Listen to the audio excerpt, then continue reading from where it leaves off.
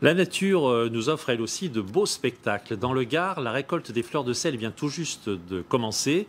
Et sous l'effet de la chaleur, les salins ont pris une jolie teinte rose. À Aigues-Mortes, Aurélie Herel et Lucas Garcia.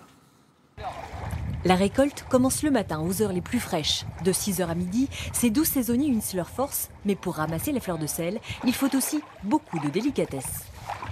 Il ne faut surtout pas aller racler au fond de l'eau parce qu'on a une couche de sel qui est au fond et la fleur de sel c'est justement ce qui va se déposer sur ce sel.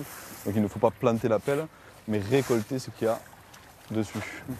La fleur de sel, ce sont ces cristaux minuscules qui flottent à la surface de l'eau alors que le sel, plus dense, coule au fond. Ces paillettes sont poussées par le vent vers le bord. Et elle se dépose dès qu'elle rencontre un obstacle. Il y a une couche d'environ 10 à 15 cm de fleur de sel sur cette bordure-là. La fleur de sel, c'est un peu la crème de la crème du sel, avec une texture bien plus fine. La fleur de sel, elle n'a pas de cohésion, elle est hyper légère, le vent l'emporte. Alors que le gros sel, lui, il est compact. La récolte vient juste de débuter car il a fallu attendre les bonnes conditions météo, pas de pluie et surtout de la chaleur. Ensuite, cet or blanc sera stocké pour que l'eau s'évapore, mais rien de plus.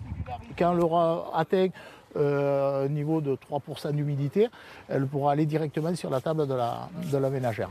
C'est un produit naturel, en fait, ça contient de l'eau de mer et du soleil et du vent. Au pied des remparts d'Aigues-Mortes, les salins déclinent toute une palette de couleurs. Cette teinte rose, si particulière, leur est donnée par la prolifération d'une petite algue. Les touristes se pressent ici pour le paysage, mais surtout pour acheter la fleur de sel. 4,20 € les 125 grammes.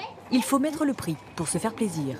La fleur de sel, c'est quelque chose qu'on va mettre en dernier pour rehausser un goût, un plat. Si on la met sur un foie gras ou sur une grillade, on va retrouver ce craquant que l'on n'a pas dans le sel.